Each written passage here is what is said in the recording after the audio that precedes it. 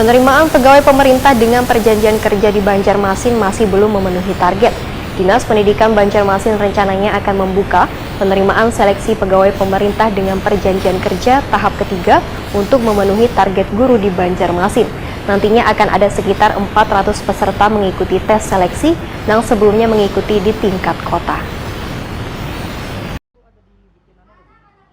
Penerimaan pegawai pemerintah dengan perjanjian kerja di Banjarmasin masih belum memenuhi target. Sesuai dengan arahan dari Kemendikbud RI, Banjarmasin mendapatkan jatah penerimaan pegawai pemerintah dengan perjanjian kerja sekitar 1.300 orang dan seleksinya dari saberatan guru honorer.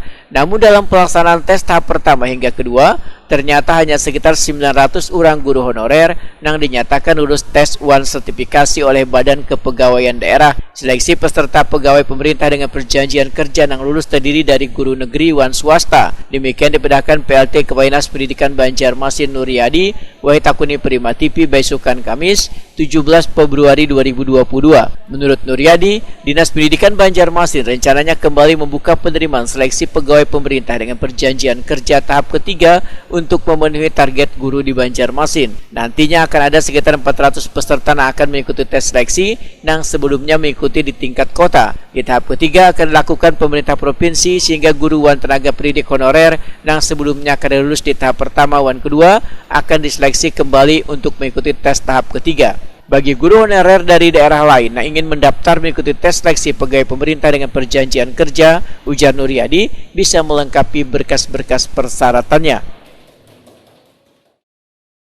Kemarin di catatan kami itu untuk guru honorer terutama SD itu hampir 900 guru.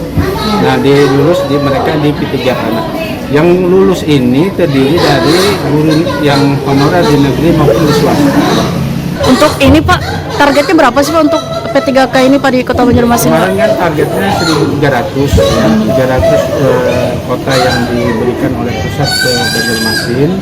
Jadi masih ada sisa 400-an Pak? Iya, masih ada 400. Itu pun kami juga akan menyeleksi lagi berapa peserta yang tidak lulus untuk Kota Banjarmasin. Dan mudah-mudahan yang tidak lulus itu bisa terakomodir di tahap 3 ini.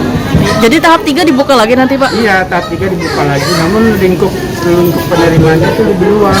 Bisa seprovinsi, bisa se-Indonesia.